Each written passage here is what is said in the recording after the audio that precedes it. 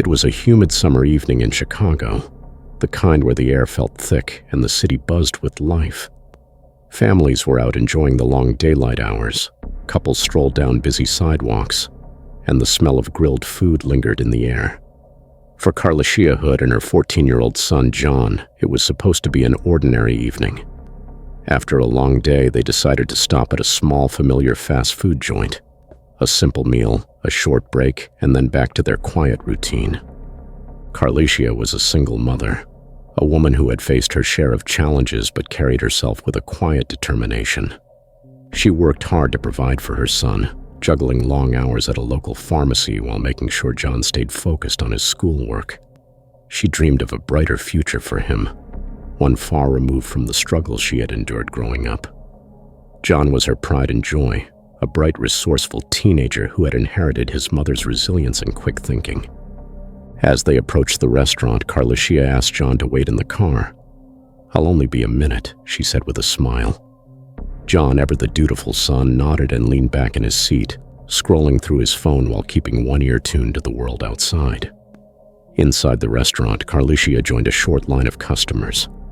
The atmosphere was typical of a busy eatery, voices mingling, cash registers beeping, and the occasional burst of laughter from a nearby table. Everything seemed normal until a man entered the restaurant, his demeanor instantly shifting the mood. He was tall, broad-shouldered, and his expression carried a weight of agitation. Jeremy Brown. His presence was commanding, and not in a comforting way. People instinctively moved aside as he strode in, his eyes scanning the room before locking onto Carlishia. She didn't notice him at first, too focused on placing her order. But as she turned to glance at the menu board, their eyes met. Jeremy's face twisted with annoyance, and without warning, he stepped closer. His voice cut through the noise, sharp and condescending. "Hey, you're holding up the line, hurry up." Carlishia, startled, turned to face him. "Excuse me," she said, her tone calm but firm. "I'm just ordering like everyone else." But Jeremy wasn't interested in civility. His voice grew louder, his words more venomous. "You people are always slowing everything down," he snapped, his words dripping with disdain. The room fell quiet as the other patrons turned their attention to the escalating scene. The tension was palpable, the kind that makes your chest tighten even as a bystander. Carlishia refused to back down. "I'm not sure what your problem is," she said, meeting his glare. "But I'm not the one causing a scene right now." Jeremy's face flushed with anger. He took a step closer, invading her space, his fists clenching at his sides. The air seemed to crackle with the threat of violence. A woman near the counter grabbed her child's hand, pulling them closer, while an older man shook his head in disapproval. It was clear that Jeremy wasn't just angry. He was looking for a confrontation. Outside, John noticed the change in atmosphere. Even through the closed car window, he could sense that something wasn't right. He saw customers glancing nervously toward the door, some stepping back as if to distance themselves from whatever was happening inside. His stomach tightened with unease. Peering through the restaurant window, he caught sight of his mother and the man towering over her. His heart began to race. Inside, the situation spiraled. Jeremy's voice boomed as he insulted Carlishia, his words turning more hateful, more personal. "Maybe if you people knew how to act right, this kind of stuff wouldn't happen," he sneered. The insult stung, but Carlishia held her ground. "You need to back off," she said, her voice steady despite the fear bubbling inside her. "I'm not going to let you intimidate me." Jeremy's eyes narrowed, and then without warning, he did the unthinkable. He struck her. The sound of the slap echoed through the room, followed by gasps of shock and disbelief. Carlishia stumbled back, her hand flying to her cheek as pain and humiliation washed over her. The restaurant froze, the only movement coming from Jeremy as he stood over her, his chest heaving with rage. John saw everything. His mother, the woman who had sacrificed so much for him, was being attacked right in front of him. Adrenaline surged through his body as a mix of fear and anger overtook him. Without thinking, he opened the car door and stepped out. His mind raced, every instinct screaming at him to protect her. Back inside, the silence shattered as a few patrons tried to intervene. "Hey man, that's enough," one man shouted, stepping forward cautiously. But Jeremy brushed him off, his focus still locked on Carlishia. John's hands shook as he reached for the weapon his mother kept in the car, a small handgun she had purchased legally for protection. He'd seen it before, knew why she carried it, but he'd never imagined a moment like this. As he moved toward the restaurant door, his heart pounded in his chest. He wasn't thinking about consequences or what might come next. All he knew was that his mother needed him. By the time John entered the restaurant, the tension was unbearable. He stood at the doorway, his voice steady but filled with emotion as he shouted, "Get away from her." The entire room turned to look at him. Jeremy's eyes flicked toward the boy, a sneer forming on his lips. "And what are you gonna do, kid?" he taunted, taking a step toward John. But John didn't flinch. His hands were firm, his stance unwavering. The room seemed to hold its breath as the confrontation reached its breaking point. Jeremy's arrogant sneer spread wider as he took a step toward John, completely underestimating the resolve in the boy's eyes. The tension in the room was suffocating, the kind that makes people freeze in place, unsure of what to do. Several patrons exchanged uneasy glances, their instincts screaming at them to stay out of it. Others stood silently, their faces etched with concern as the scene unfolded like something out of a nightmare. John's grip on the weapon was steady, his heart racing but his mind clear. He locked eyes with Jeremy, his voice cutting through the tense silence. "I said, get away from her." Jeremy stopped, his sneer faltering for just a moment before he laughed, a short, derisive sound. "What, you're gonna play hero now, kid? You don't know what you're doing. Put that down before someone gets hurt." John didn't move. His mother, still clutching her face, looked at him with a mix of fear and desperation. "John," she whispered, her voice trembling. "Don't." But John couldn't look away from Jeremy. All he could see was the rage in the man's eyes, the same rage that had struck his mother moments earlier. This wasn't just about protecting her now. It was about standing up against someone who thought they could take whatever they wanted. Someone who believed they could hurt others without consequence. "Don't come any closer," John said again, his voice stronger this time. He wasn't shouting, but the weight behind his words was impossible to ignore. Jeremy, however, wasn't used to being challenged, especially not by a teenager. His face twisted into a snarl and he raised his hands mockingly. "What's the matter, kid? You scared? You think pointing that thing at me makes you tough?" he spat, stepping forward again. A collective gasp rippled through the restaurant. A woman near the counter clutched her purse tightly, her eyes darting toward the door as though planning her escape. A man whispered urgently into his phone, likely calling for help. But no one dared to move closer, afraid of escalating an already volatile situation. Carlishia's eyes filled with tears as she reached out to her son. "John, please, just put it down. We'll go home." Her words struck John like a hammer, and for a moment his resolve wavered. He wasn't a violent person. He'd never been in a fight, let alone a situation like this. But he could still feel the sting of humiliation on his mother's behalf, the pain she was trying so hard to hide.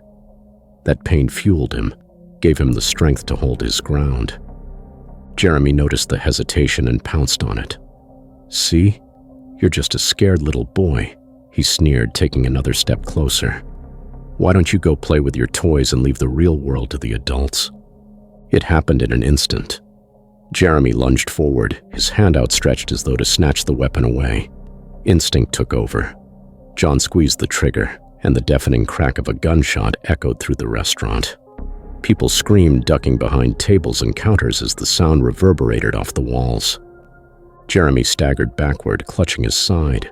Blood seeped through his fingers, and his face contorted in shock and pain.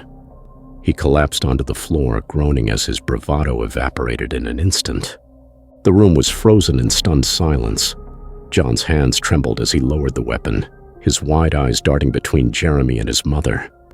Carlishia rushed to his side, her arms wrapping tightly around him as she pulled the gun from his hands. "It's okay, baby," she whispered, though her own voice was shaking. "It's over. You're safe." Several moments passed before anyone moved. One of the restaurant employees cautiously emerged from behind the counter, dialing 911 with shaky hands. "There's been a shooting," he stammered into the phone. "We need help, now." Carlishia knelt beside John, her hands cupping his face as she tried to calm him down. "John, listen to me. You're okay. Just breathe, okay? Just breathe." Jeremy's groans grew weaker as blood pooled beneath him. Some patrons peeked out from their hiding places, their expressions a mixture of fear, shock, and confusion. No one knew exactly what had just happened, only that a boy had stepped up to protect his mother in a way no one else had. Minutes later, the wail of sirens pierced the air, and the restaurant doors swung open to reveal a flood of police officers and paramedics. The officers moved quickly, securing the scene and assessing the situation. One of them approached John and Carlishia, his expression stern but not unkind. "Ma'am, is this your son?" he asked, glancing between her and John. "Yes," Carlishia replied, her voice breaking. He was protecting me. That man." She gestured toward Jeremy, who was being tended to by paramedics. "That man hit me. He wouldn't stop." The officer nodded, his eyes softening as he looked at John. "Son, I need you to come with me.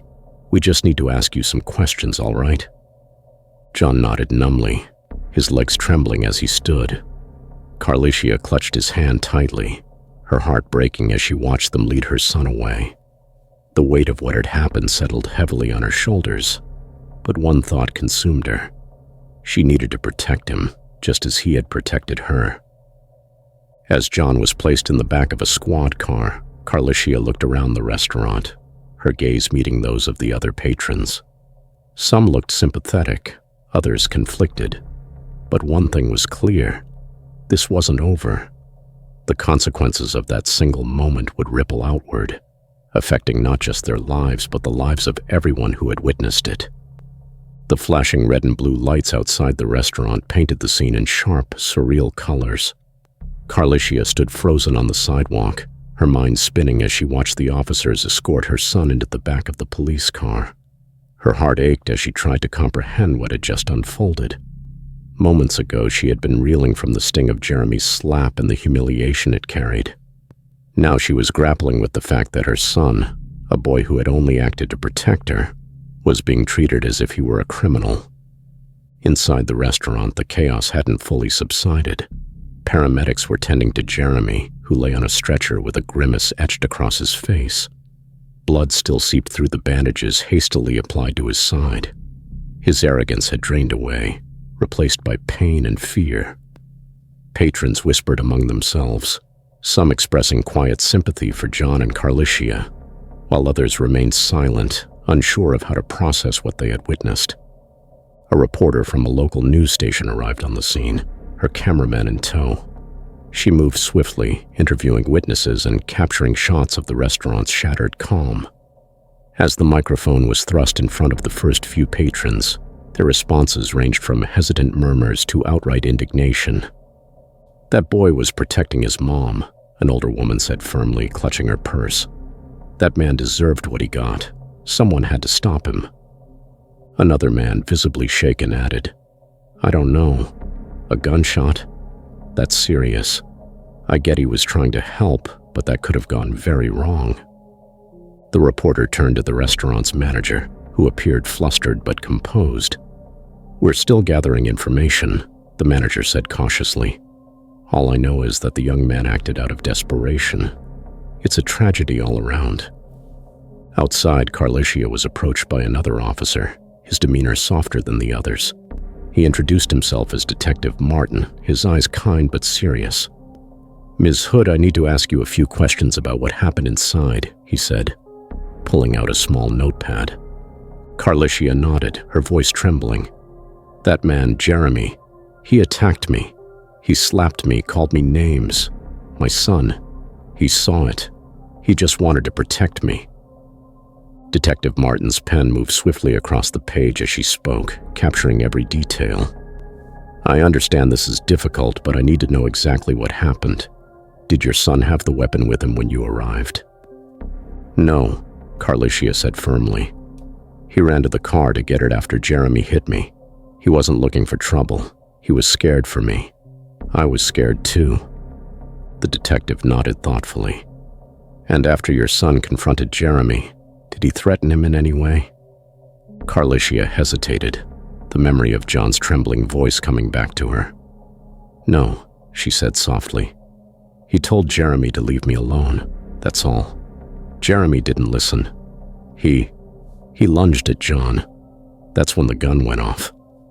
Her voice cracked as she finished, tears streaming down her face. John didn't want this. He didn't mean for this to happen. Detective Martin placed a reassuring hand on her shoulder. I believe you, Ms. Hood, but we need to get all the facts straight. The law can be complicated in situations like this. As the officers worked to piece together the events, the news of the shooting began to spread. Social media lit up with posts and videos from those who had been at the restaurant. Clips of the confrontation quickly went viral, sparking heated debates online. Some users praised John as a hero who had stepped up when no one else would, while others questioned the necessity of his actions, pointing to the dangers of a firearm in such a tense situation. A tweet from a prominent activist gained significant traction. Another black boy criminalized for defending his family. When will we stop punishing our children for standing up against violence? The post was retweeted thousands of times, drawing attention to the broader implications of the case. Commenters weighed in from every angle, some highlighting the systemic biases faced by black families in similar situations, while others debated whether John's actions were justified. Back at the police station, John sat in an interrogation room, his hands trembling as he stared at the table in front of him. He couldn't bring himself to look at the officers seated across from him. Every second felt like an eternity, the weight of what had happened pressing down on him. Detective Martin entered the room, his tone calm but firm. John, I need you to tell me exactly what happened, from the beginning. John took a deep breath, his voice barely above a whisper. He hit my mom. I told him to stop, but he wouldn't. I ran to the car and got the gun because I didn't know what else to do. I didn't want to hurt him. I just wanted him to stop. The detective nodded, his pen moving across the notepad. And when you pointed the gun at him, what did he do? He laughed at me, John said, his voice breaking. He said I was just a kid and that I didn't know what I was doing. Then he lunged at me.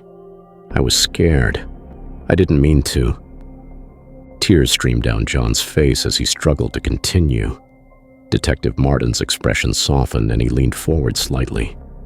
John, I believe you, but you have to understand this is a serious situation. We need to make sure we have all the facts so we can help you. Meanwhile, Carlishia waited anxiously in the lobby of the station, her hands clasped tightly together. She could feel the judgmental stares of some of the officers passing by, but she refused to let them break her resolve. Her son had done what he thought was right, what he had to do to protect her. She wouldn't let anyone paint him as a monster.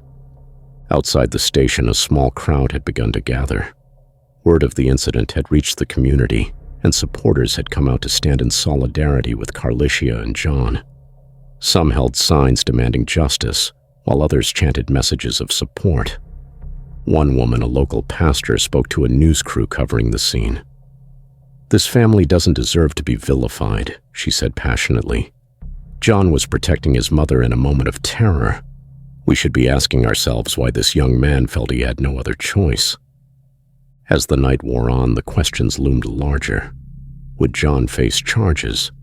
How would the justice system respond to a boy who had acted out of fear and love? And what would this case mean for a community already grappling with issues of inequality and violence? The answers remained uncertain, but one thing was clear. The fight for justice was only just beginning. The court date approached like a dark cloud looming over the Hood family. Carlishia struggled to sleep, every restless night consumed with worry for her son. John, despite her best efforts to shield him from the mounting pressure, was growing more withdrawn. The weight of the incident was crushing him, as though he could feel the world's eyes judging him for a choice he made in a split second. A choice that saved his mother but could cost him his freedom. When they finally stepped into the courtroom, It felt like the air itself had changed. The room was packed with spectators, reporters, and community members. The atmosphere was electric, a mix of tension, curiosity, and silent prayers from those who had come to support the Hood family. On one side of the room, supporters of John and Carlishia filled the benches, some wearing shirts emblazoned with messages like "Justice for John" and "Protect Black Families." On the other, members of the victim's family sat solemnly, their grief heavy in the air. Carlishia held John's hand tightly as they took their seats at the defense table. She whispered to him, "No matter what happens, I'm proud of you. You are not alone." He nodded silently, but the fear in his eyes was unmistakable. The prosecution wasted no time painting a stark picture of the events. "Ladies and gentlemen of the jury," the prosecutor began, pacing deliberately in front of the jury box. "This is not a case of self-defense. This is a case of a young boy, armed with a deadly weapon, taking the law into his own hands. Jeremy Willis was an unarmed man. He didn't deserve to die." The words hung in the air like a weight pressing on the Hood family. Carlishia felt her chest tighten as she glanced at her son. How could they make him sound like a cold-blooded killer? She wanted to stand up and scream, to tell the jury about the fear, the slap, and the humiliation. But she remained silent, her faith in their attorney the only thing holding her back. John's defense attorney, Mr. Preston, was calm and composed as he stood to deliver the opening argument. "This is not a story of a killer," he said, his voice steady but impassioned. "This is the story of a boy who acted out of love and desperation to protect his mother from harm. The law is not blind to context, and I urge you to see the full picture." The courtroom remained silent, every eye fixed on Preston as he continued. "John Hood is not a criminal. He's a child who witnessed his mother being attacked and made a split-second decision to protect her. Ask yourselves this: if you were in his shoes, what would you have done?" The first witnesses were called, each recounting the chaotic scene at the restaurant. Some described John as a scared boy trying to stop a dangerous situation. Others, including a few customers who were close to Jeremy's family, painted a different picture, suggesting that John's actions were unnecessary and excessive. When Carlishia took the stand, her voice was steady, but her hands trembled as she gripped the edges of the witness box. She described the slap, the degrading insults Jeremy hurled at her, and the terror she felt when her son saw her in such a vulnerable state. "I saw the fear in his eyes," she said, her voice cracking. "He wasn't thinking about anything except protecting me. Jeremy didn't back down.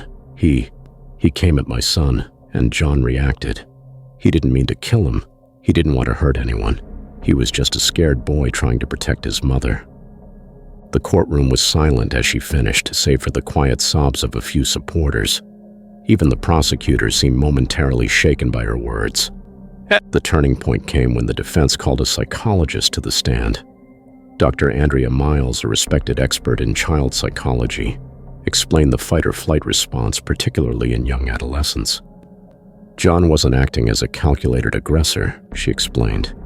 "He was acting as a frightened child. When faced with the immediate threat of harm to a loved one, his brain reacted instinctively. This was not premeditated violence. It was a response to terror." The jury appeared to hang on her every word, some nodding subtly as she spoke. Her testimony offered a glimpse into John's mindset, a perspective that humanized him in a way the prosecution had not. As the trial progressed, public attention grew. News outlets broadcast the case nationwide, sparking heated debates. Commentators and experts weighed in, with some blaming the prevalence of guns in society and others pointing to systemic issues that left Black families like the Hoods vulnerable and unprotected. And then, as the trial reached its climax, Nicki Minaj's tweet sent shockwaves across social media. The pop icon had been following the case and decided to use her platform to speak out. How is a 14-year-old boy defending his mom a criminal? Where's the accountability for the man who attacked her in the first place? Justice for John. The tweet went viral within hours, rallying a wave of support for John and Carlishia. Fans flooded social media with messages of solidarity, sharing their own experiences of standing up to injustice. The hashtag "Now Our Justice for John" trended for days, drawing even more attention to the case. But Nicki didn't stop there. In an emotional Instagram live session, she addressed her followers directly. "This isn't just about John Hood," she said, her voice filled with passion. "It's about every black family that's had to defend themselves in a world that doesn't protect them. It's about a boy who did what any of us would do for our loved ones. And it's about making sure our kids aren't treated like criminals for trying to survive." Her words resonated deeply, inspiring countless viewers to speak out and advocate for justice. Celebrities, activists, and everyday people joined the conversation, amplifying the voices of those who believe John had been unfairly targeted. In the courtroom, the ripple effects of this support were palpable. The jury, though instructed to remain impartial, couldn't ignore the groundswell of public attention. And while the outcome of the trial remained uncertain, one thing was clear: the Hoods were no longer alone in their fight. As the trial drew closer to its conclusion, the tension in the courtroom reached a fever pitch. The closing arguments would determine the narrative that stuck with the jury, whether John would be seen as a scared boy who acted out of love, or a criminal who deserved to face the full weight of the law. The defense's closing argument was a masterclass in emotion and logic. Mr. Preston stood tall before the jury, his voice calm yet firm, carrying the weight of everything the Hood family had endured. He began by recounting the events leading up to the tragic incident, his tone measured but impassioned. "Imagine being 14 years old," he said, pacing slowly. "Imagine seeing your mother, the person who has sacrificed everything for you, attacked in a public place, humiliated and left defenseless. Imagine the fear, the helplessness, the desperation. John Hood didn't choose violence. Violence was forced upon him and his family by the actions of Jeremy Willis." He gestured toward John, who sat quietly at the defense table, his eyes downcast. This young man didn't walk into that restaurant looking for trouble. He didn't have a weapon in hand, nor did he make threats. What he did was react to protect his mother, react in a way any of us might if faced with the same circumstances. Preston paused, letting his words sink in. "The prosecution would have you believe that John is a criminal, that his actions were malicious. But we've shown you the truth. John is not a criminal. He's a child who acted out of love and fear in the heat of a moment he could never have predicted." He turned his gaze toward the jury, his voice softening. "We ask you to remember the humanity in this case, to remember that behind every legal argument and piece of evidence is a family, a mother who was attacked, a boy who tried to protect her, and a community asking for understanding and justice. This isn't just about the law, it's about what is right." The courtroom was silent, the gravity of his words hanging in the air. Even some of the jurors seemed visibly moved, their expressions softened as they looked at John. When the prosecutor stood to deliver her closing argument, the tone shifted. She framed John's actions as reckless, pointing to the inherent danger of firearms and emphasizing that a man had lost his life. "Tragedy," she said, "does not excuse taking the law into your own hands. Jeremy Willis should not have slapped Miss Hood, no one is disputing that. But John Hood had a choice. He could have called for help, retreated, or de-escalated the situation. Instead, he brought a deadly weapon into the mix, and now a man is dead." She spoke with conviction, appealing to the jury's sense of order and responsibility. "We cannot allow emotions to cloud the facts. This is a case of excessive force, of a boy who acted impulsively in a way that led to irreparable harm. The law must hold him accountable."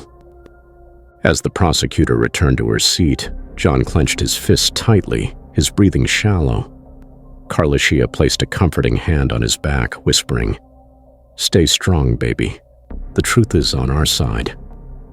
The jury was dismissed to deliberate, and the waiting began. Hours stretched into a day, and the tension in the courthouse was unbearable. Outside, supporters of the Hood family gathered, chanting for justice, while others stood silently, holding signs that read, "Protect our children," and "Justice for Jeremy Willis." Inside the courthouse, the Hoods huddled together, leaning on one another for strength. The weight of the trial, the endless scrutiny, and the uncertainty of what lay ahead bore down on them. Yet through it all, Carlishia remained steadfast. She refused to let fear or doubt overshadow her faith that the jury would see the truth. When the jury finally returned, the courtroom was packed, the atmosphere electric. The foreperson stood, holding the verdict in trembling hands. Every breath seemed to pause as the judge asked the jury to deliver their decision. In the matter of John Hood, we find the defendant. The foreperson hesitated for a moment that felt like an eternity. Not guilty of murder. Gasps echoed through the room. Carlishia burst into tears, pulling John into her arms as the weight of weeks of fear and uncertainty lifted. Cheers erupted from their supporters, while others sat in stunned silence, processing the verdict. The judge banged his gavel to restore order, but the moment was already etched into the lives of everyone present. John Hood, a boy who had acted out of love and fear, was free to go. Yet the journey was far from over. The case had ignited national conversations about race, privilege, and the criminalization of Black youth. It was a story that resonated far beyond the courtroom, shining a spotlight on the systemic challenges faced by families like the Hoods. In the weeks that followed, Carlishia and John spoke out about their experiences, using their platform to advocate for change. They joined forces with community leaders and activists, pushing for better resources and protections for families in underserved communities. Nicki Minaj, true to her word, continued to amplify their story, calling for reforms to address the biases inherent in the justice system. For John, the road ahead was still uncertain, but he walked it with his head held high, bolstered by the love and support of those who stood by him. His story wasn't just about a moment of fear and violence, it was about resilience, family, and the fight for justice in the face of adversity. As viewers reflect on this story, it serves as a reminder of the power of love, the importance of accountability, and the strength it takes to stand up for what's right, even when the odds are stacked against you. The courtroom buzzed with tension as the trial entered its final stretch. Every word, every gesture carried weight, and the air felt charged with anticipation. The prosecution had made their closing arguments, painting John as a reckless young man who escalated a situation that could have been avoided. To them, this was not a story of self-defense, but a tragedy compounded by poor judgment. The weight of Jeremy Willis's death hung heavily in the room, and his family's quiet grief filled the silence with an unspoken plea for justice. But for the defense, this was a battle to humanize John, a boy thrust into an adult world of consequences far too soon. The defense's portrayal of him as a scared son protecting his mother against an aggressor had left an undeniable impression. The jury now held the power to decide whether John's actions were criminal or the instinctive reaction of a child acting in defense of his mother's life. Carlishia sat beside her son, gripping his hand tightly. She had been strong throughout the trial, her resolve unshakable as she told her story and faced the unrelenting scrutiny of the public and the media. But as the jury deliberated, her strength was tested in ways she hadn't anticipated. She whispered prayers under her breath, asking for justice, not just for her son, but for herself and for every Black mother who had ever felt unprotected and unseen in a system stacked against them. Meanwhile, John remained silent, his eyes fixed on the polished surface of the defense table. He was barely 14, but the weight of the world seemed to sit on his narrow shoulders. The courtroom felt too big and too small all at once, the walls pressing in as he tried to steady his breathing. He could feel the stares, the judgment, and the expectations of everyone in the room. When the jury finally returned, the atmosphere shifted. Every person in the courtroom sat forward, their attention laser-focused on the foreperson who held the verdict in their trembling hands. Time seemed to slow as the judge asked the jury to deliver their decision. In the matter of John Hood, we find the defendant. The foreperson's voice cracked slightly, and they paused to steady themselves. Not guilty of murder. A collective gasp swept through the courtroom. For a moment, it was as if the world had stopped turning.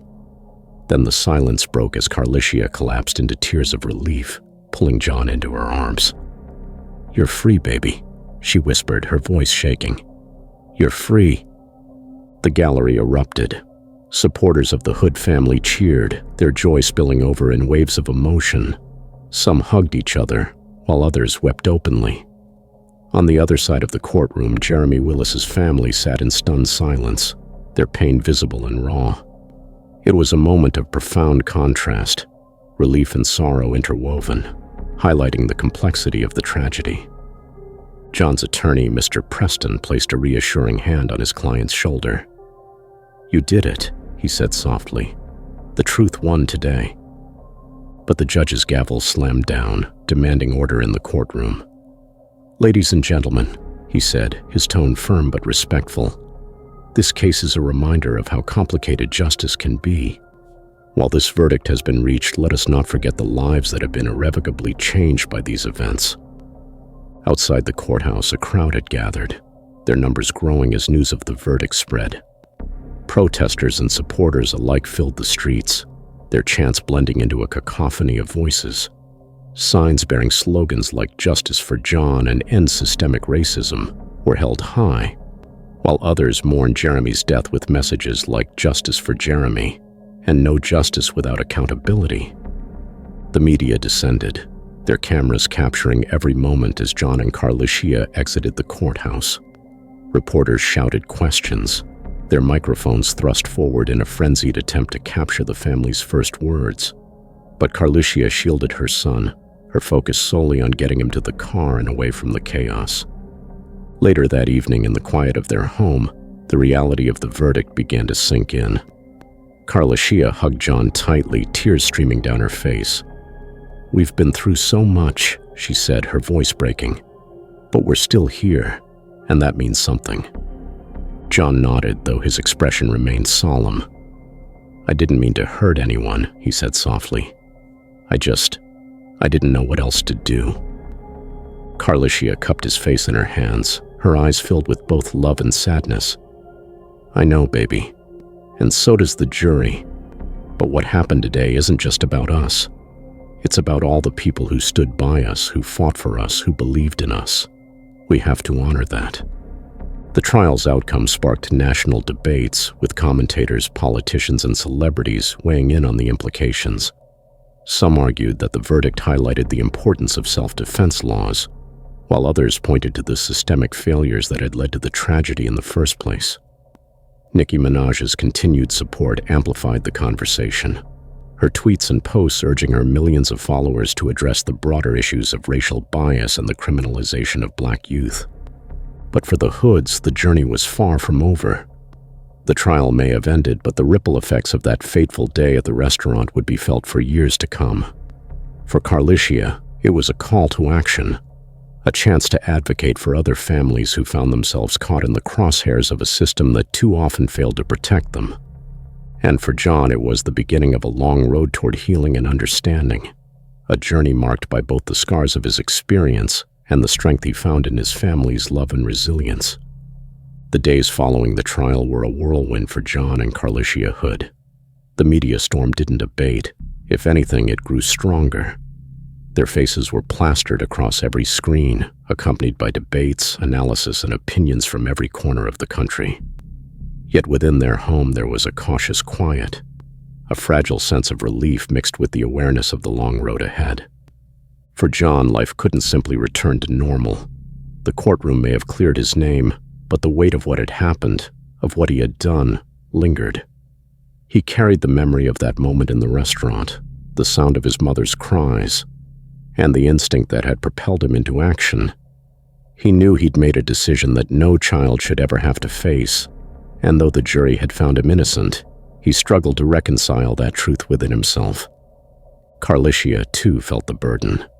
She had fought for her son, standing firm in the face of public scrutiny and personal anguish. Yet she also grieved for Jeremy Willis's family. No verdict could bring him back, and she wrestled with the knowledge that another mother was mourning her child while she held hers close. It was a heavy duality, relief for her own family and sorrow for another. To process their pain and find a path forward, Carlishia sought solace in her faith.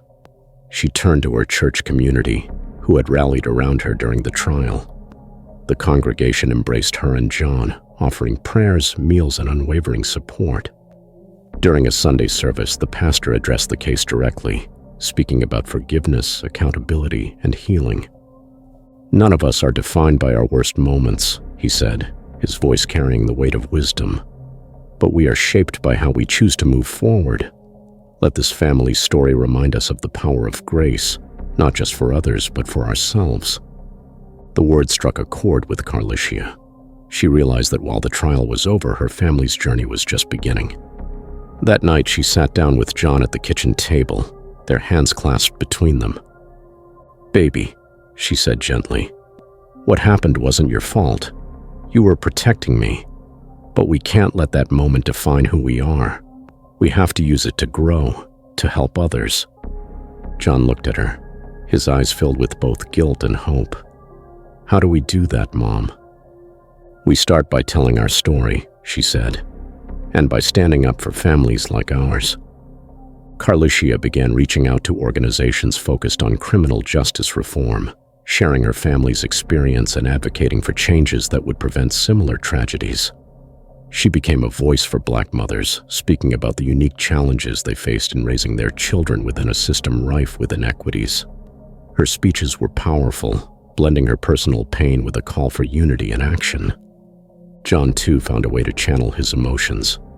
He began attending therapy sessions, where he could unpack the trauma of what had happened and learn to forgive himself. Over time, he started to see his experience as a source of strength rather than shame. He even joined his mother in her advocacy work, speaking at events and sharing his perspective as a young Black boy who had faced a life-altering situation. Their story gained traction, inspiring people across the country. Celebrities like Nicki Minaj continued to amplify their message, urging their audiences to take a closer look at the systemic issues at play. Politicians, community leaders, and everyday citizens began to engage in conversations about the intersection of race justice and self-defense laws. But it wasn't just about raising awareness. Carlishia and John wanted to create tangible change. They partnered with local leaders to develop programs that provided resources for families in crisis, from legal aid to mental health support. They also worked to educate young people about conflict resolution, helping them navigate difficult situations without resorting to violence. One evening, as they prepared for another community event, John turned to his mother. "Do you think we're making a difference?" he asked. Carlishia smiled, her hand resting on his shoulder. "Every story we share, every life we touch, that's a difference, baby. And it's only the beginning." At the event, Carlishia took the stage, her voice steady as she addressed the crowd. "This isn't just about my son or my family," she said. "It's about all of us. It's about recognizing the humanity in each other, even when it's hard. It's about building a world where our children don't have to choose between survival and justice." John joined her, his voice quiet but firm. "I didn't think I'd ever feel strong again after what happened," he said. "But I've learned that strength isn't about what you face. It's about how you move forward. And I want to move forward with all of you." The room erupted into applause, but it wasn't the kind of clapping that fades quickly. It was heartfelt, the kind that lingers because it comes from a place of shared purpose. To those watching their journey, the Hoods became a symbol of resilience and hope. Their story wasn't just about one moment in a restaurant or one verdict in a courtroom. It was about the power of transformation, of taking pain and turning it into purpose. For viewers of this video, the message is clear. We all have a role to play in creating a more just and compassionate world. Whether it's standing up for someone in need, challenging our own biases, or joining the fight for systemic change, every action matters. If this story has moved you, share your thoughts in the comments below. What can we do as individuals and as a community to build a future where stories like this are no longer necessary? Your voice is powerful and we'd love to hear it.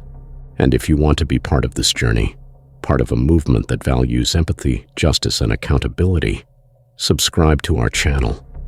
Together, we can amplify stories that matter, spark important conversations, and inspire change. This is just the beginning, and we're so grateful to have you with us. Let's build something meaningful, one story at a time.